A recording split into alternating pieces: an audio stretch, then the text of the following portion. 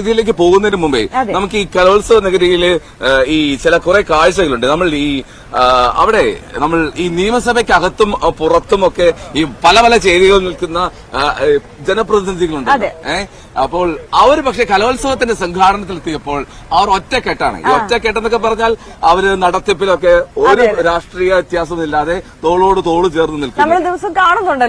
രാപ്പകൽ വ്യത്യാസമില്ലാതെ അവരിങ്ങനെ സജീവമായി നിൽക്കുകയാണ്. അങ്ങനെയുള്ള രണ്ട് ജനപ്രതിനിധികളുടെ കാഴ്ച കാണാം ഇനി കലോത്സവ വേദിയിൽ.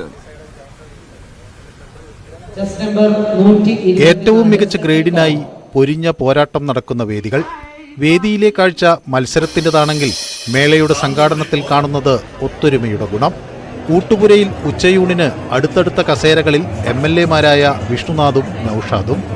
വിഷ്ണുനാഥ് ഫുഡ് കമ്മിറ്റി ചെയർമാൻ, നൌഷാദിനാണ് പ്രോഗ്രാം കമ്മിറ്റിയുടെ ചുമതല.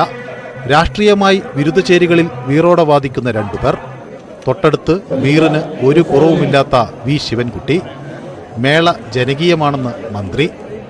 അങ്ങനെ ഒരു തെറ്റ് ഒരു കുറ്റമറ്റതായി മനുഷ്യസാധ്യമായിട്ട് എല്ലാ കാര്യങ്ങളും ചെയ്തു കൊടുക്കുന്നുണ്ട്. എല്ലാ ശ്രദ്ധ ഉണ്ടാവുന്നുണ്ട്. നമ്മുടെ മേള ഒരു ജനകീയ മേളയായി മാറിക്കൊണ്ടിരിക്കുകയാണ്. എല്ലാവരും ഒറ്റക്കെട്ടായി നിന്ന് എല്ലാവരെയും ഒരുമിച്ച് കൊണ്ടുപോകുന്ന കമ്മിറ്റിക്ക് A ഗ്രേഡ് എന്ന് വിഷ്ണുനാഥ്. എല്ലാവരെയും കൂട്ടിയോജിപ്പിച്ച് പല വിഭാഗത്തിലും പല രൂപത്തിലുമുള്ള കമ്മിറ്റികളാണ്, പല സംഘടനകളാണ്. പക്ഷെ എല്ലാവരും അദ്ദേഹം ഒരുമിച്ചിരുത്തി അദ്ദേഹത്തിന്റെ നേതൃത്വത്തിൽ ഒരേപോലെ മുന്നോട്ട് പോവുകയാണ്. കൊല്ലംകാരുടെ ഒരു വലിയ കൂട്ടായ്മയുണ്ട്.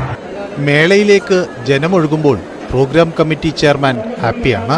പക്ഷേ അപ്പീലുകളുടെ അയ്യരുകളിക്ക് മുന്നിൽ നിസ്സഹായനാണ് M നൌഷാദ്.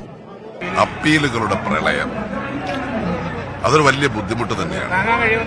14 ജില്ലകളിൽ നിന്നായി 14 ഐറ്റം നടത്തേണ്ടടുത്ത് 34 ഐറ്റം ഒക്കെ നടത്തേണ്ടി വരുമ്പോൾ മറ്റെല്ലാത്തിനെയും അത് ബാധിക്കുന്നുണ്ട്.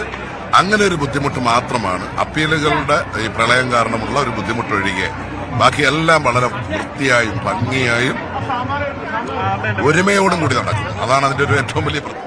ഊട്ടുപുരയിൽ മാത്രമല്ല, അണിയറയിലാകെ യോജിപ്പിന്റെ സുന്ദര കാഴ്ചയായി മാറുകയാണ് കൊല്ലം കലോത്സവം. S ലല്ലു, News 18 കൊല്ലം.